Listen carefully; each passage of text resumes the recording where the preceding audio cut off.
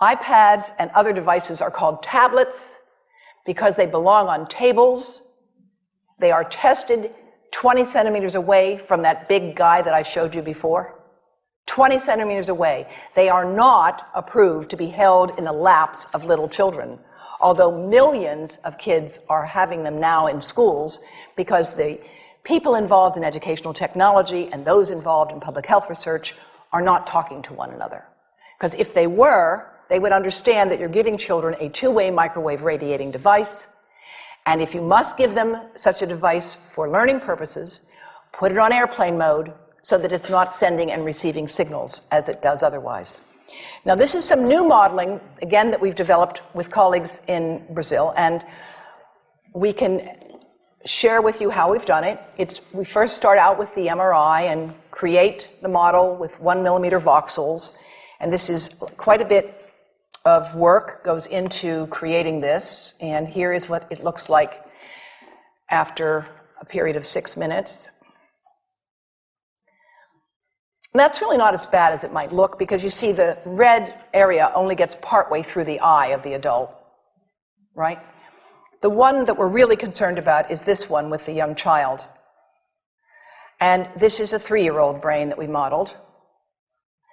And you see that by the end of that 6-minute call, the peak radiation, yellow and red, is getting all the way into almost both eyes. And again, this is one call, and it's not going to kill anybody. It may not cause any biological effect whatsoever for 1 call or 2 calls or 3 calls. But the question is, what's the cumulative impact of this kind of exposure? How do we evaluate it? And I want to show you an example of some of the work that we are doing now that I'm releasing here for the first time. And this is a modeled microwave radiation dose of a 6-year-old with greater levels to the frontal and temporal lobes, eyes and cheek. And watch this here. Now, yellow, white, and red are the hottest, all right? And if you look carefully, you will see it's going into the eye, the nose. Do it again, just so you'll get to see it. And partly into the brainstem. Now, that's just showing you that there's going to be some exposure into that area of a young head. It doesn't tell you that there's any biological effect, right? Now, the next slide is going to show you something that might be of interest to students and faculty here. And that has to do with exposure to the reproductive organs. We call them the gonads. I think you say the testicles. And bone marrow. And look here at the radiation as it gets into the groin area. And that's just from having a mobile phone modeled into the pocket. And this, again, is based on a normalized SAR with I think we had a dipole antenna. Now, the breast. The breast is mostly fat, contains a lot of fluid. Things that contain fat and fluid cook faster in the microwave oven. Now, a cell phone can't cook anything, all right? Mobile phones do not pop popcorn. That was a fraud. They don't make any heat that we know of, otherwise they wouldn't be permitted. But they do go through things that contain fat and fluid.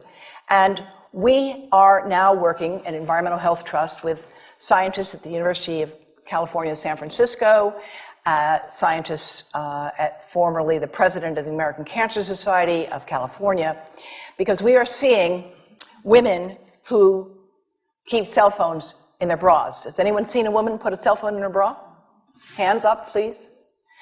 Please tell them you've heard now why they shouldn't do that. And here I want to show you our first case report from 2009, and we now have many more. This was a Chinese-American woman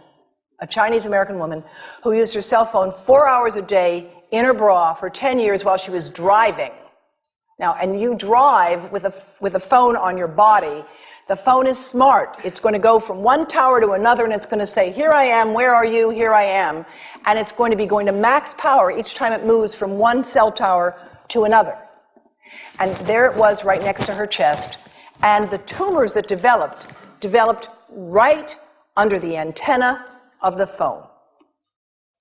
unusual tumors. But in the meantime, people have a right to know how you can minimize exposure. And again, I think this information is available on our website, will be available on yours. Remember, if you have to give a phone to a child, put it on airplane mode. And think about this. That microwave oven, it works because there's a metal box around the microwave signal, and the signal pings all over the place. Next time you get into an elevator or a train for any length of time, put your phone on airplane mode. Otherwise, that signal is going all over the place, magnifying and coming back.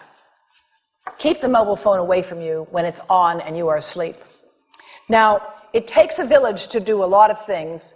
These are some of the people whose materials I've used today with their permission, and I can't read this list to you, but I want you to know that I feel really honored to be working with some of the most talented people in the world on this issue.